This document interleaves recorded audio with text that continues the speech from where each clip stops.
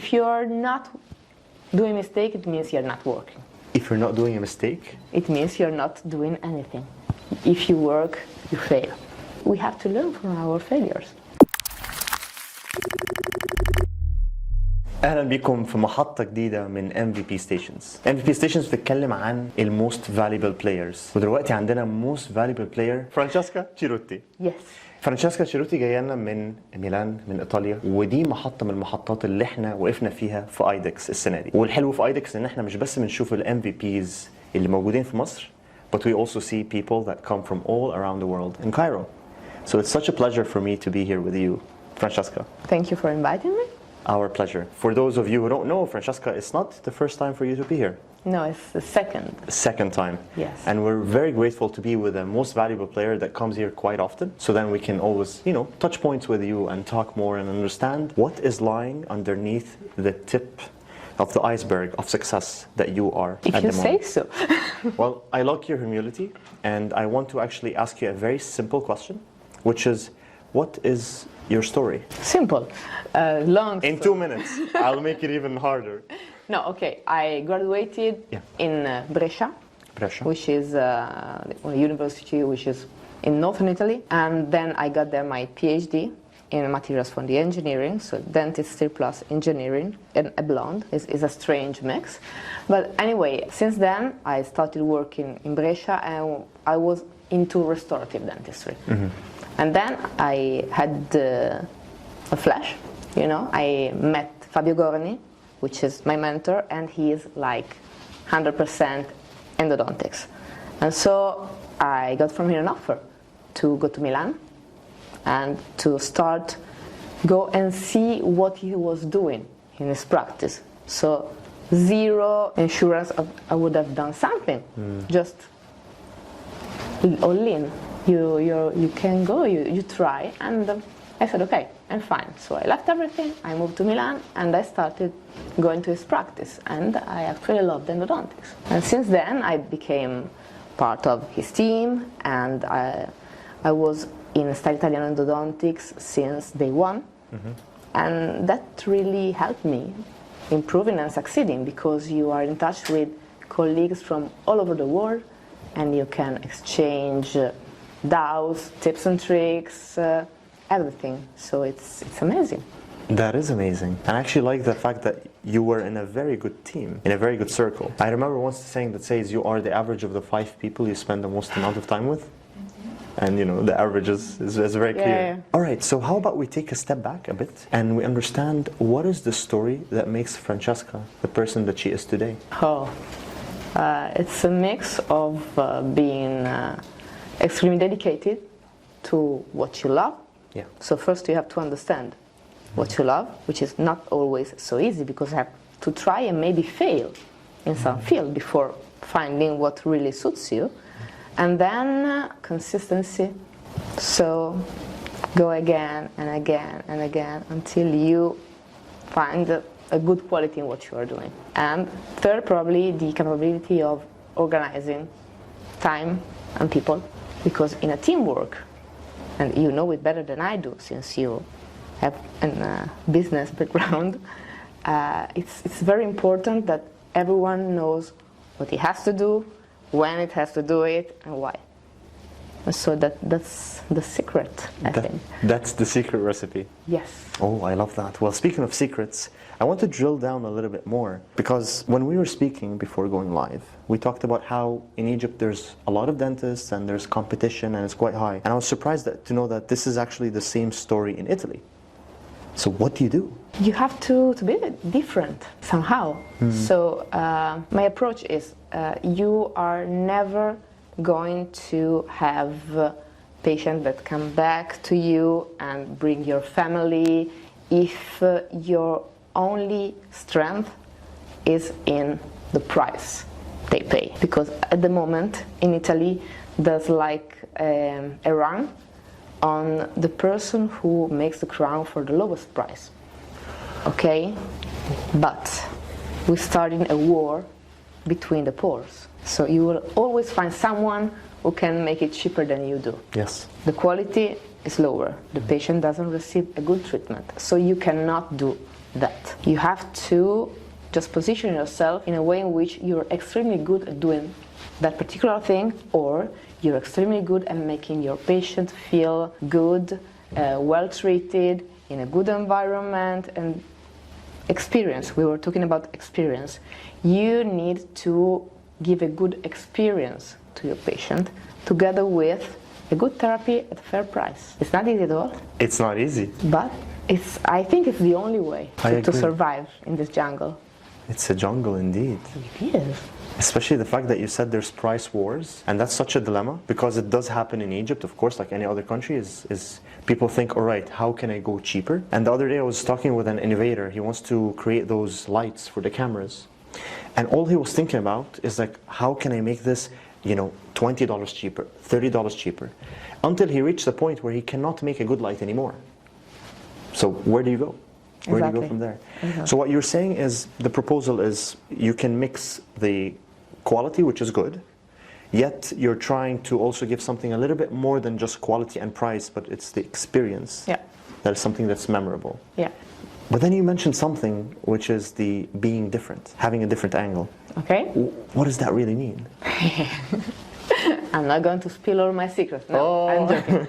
I'm joking. It means that it's really depending on the area in which you are. Because if in my area, 95% of dentists in a compromised tooth make an extraction and an implant, and I save the tooth, that's where I'm different. Or if 95% of people make, aligners, and you are an orthodontics, and you do a very good lingual orthodontics, you can give another plan, another point of view, another option to your patient.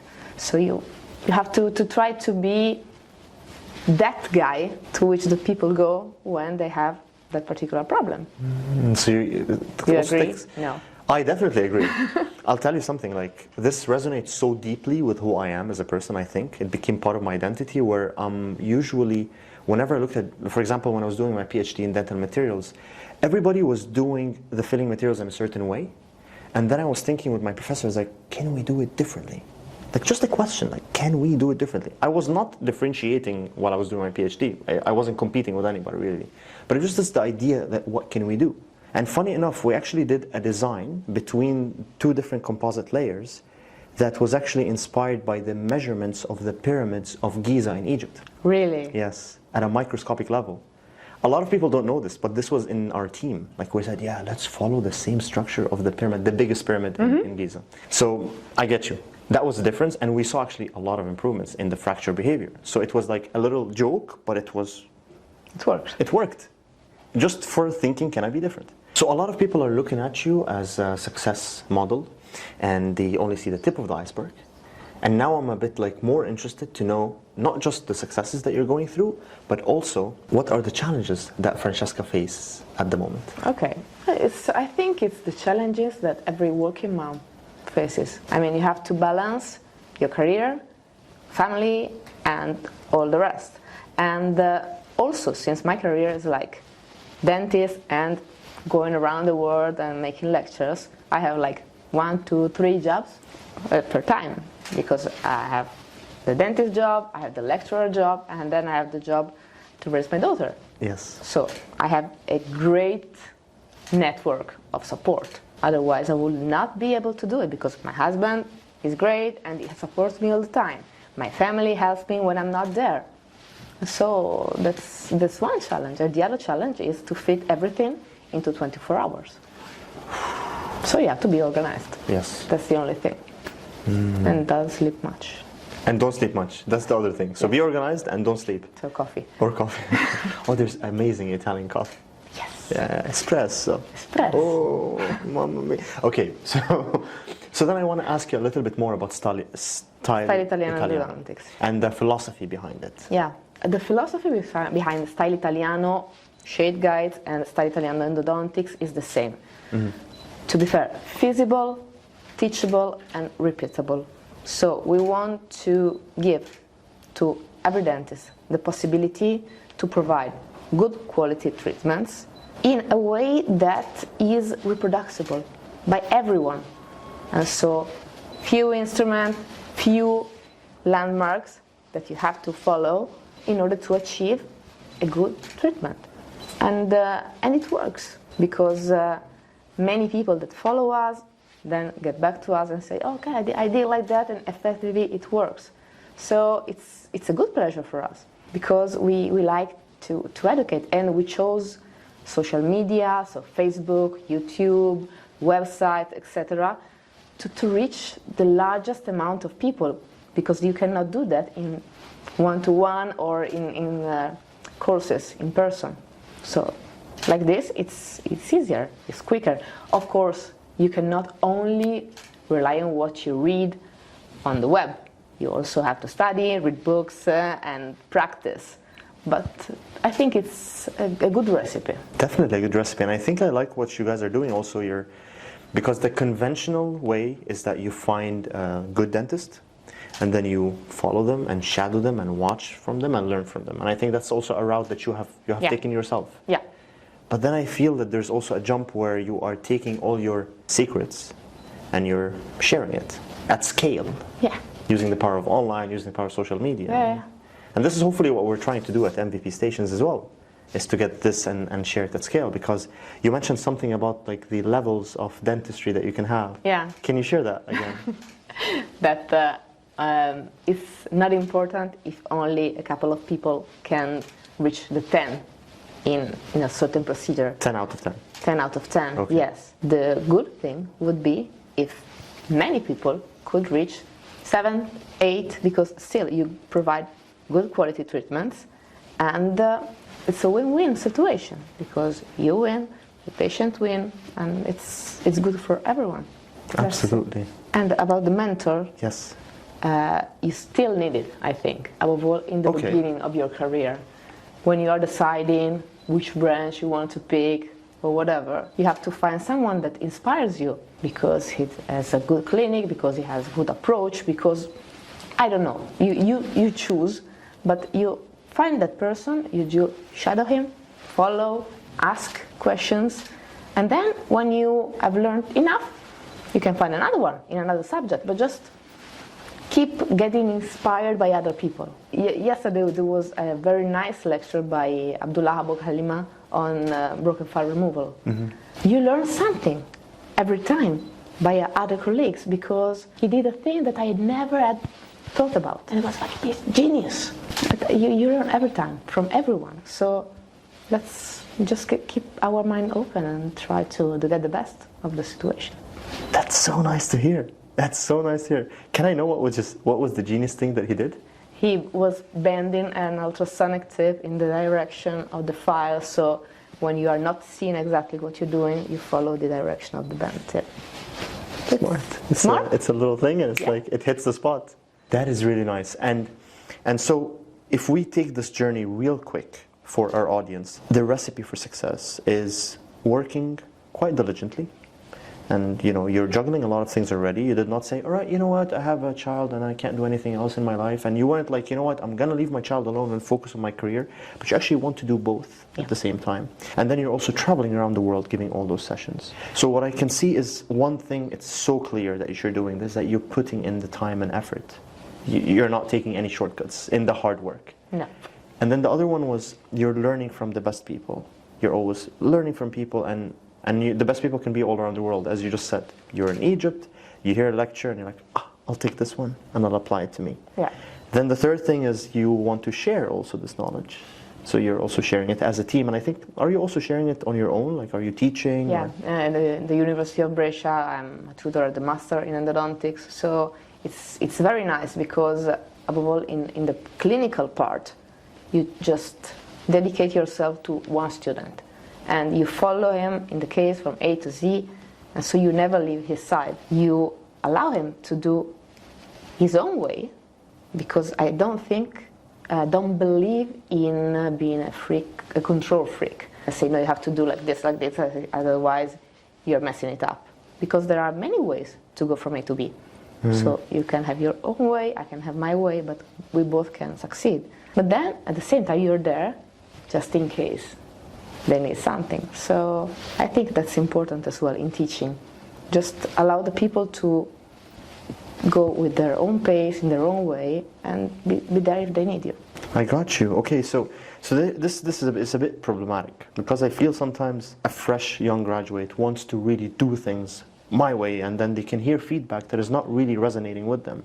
What form of advice do you give them when they behave that way? The thing is, when they behave in that way, they're not gonna listen to you, even if you give them the best advice in the world. So you let them fail. And when they fail, you analyze the reasons for the failure.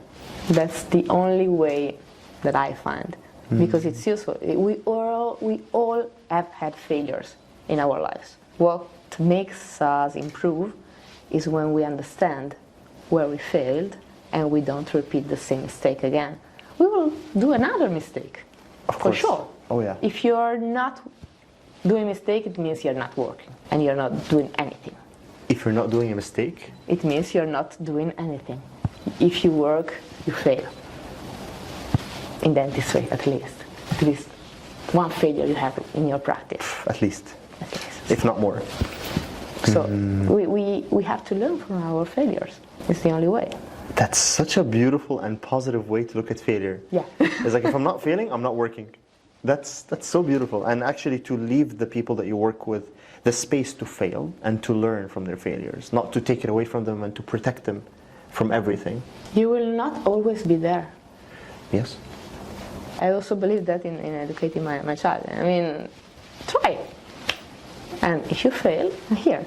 But you cannot protect people from everything and from themselves above all. So they have to do their own path. I agree. That's very well said. It's quite motherly as well if you think about it, right? It's the wise, it's the kind of the wise nurturing. Yeah. Old people give wise advices. You're not that old, but yeah, sure. It's like, it's debatable. Well, then I want to ask you a final question. If you can go back in time and sit with the 18-year-old Francesca and give her one piece of advice, knowing what you know today, what would you tell her? Keep pursuing your wishes. Keep searching for what you want. Because at 18 years old, Francesca wanted to be a dentist and wanted to go around the world. So, yes. Wow. You are exactly where you wanted to be. Yes. I'm lucky girl. That's so nice to see. And so nice that we have also the secret recipe. Thank you so much, Francesca. Thank you. I really appreciate it. It's been a lovely conversation. Thank you very much. ودي كانت محطة كمان من MVP stations الموست valuable players. كل واحد أو واحدة فيهم في محطة، وكل المحطات دي دلوقتي بتتابعوها من IDEX. فكان معكم طارق عمران وفرانشيسكا. Hold on. Why did I forget it? No, I forgot. Francesca. Francesca? Okay. ومعنا فرانشيسكا، وقابلكم في حلقة تانية من MVP stations.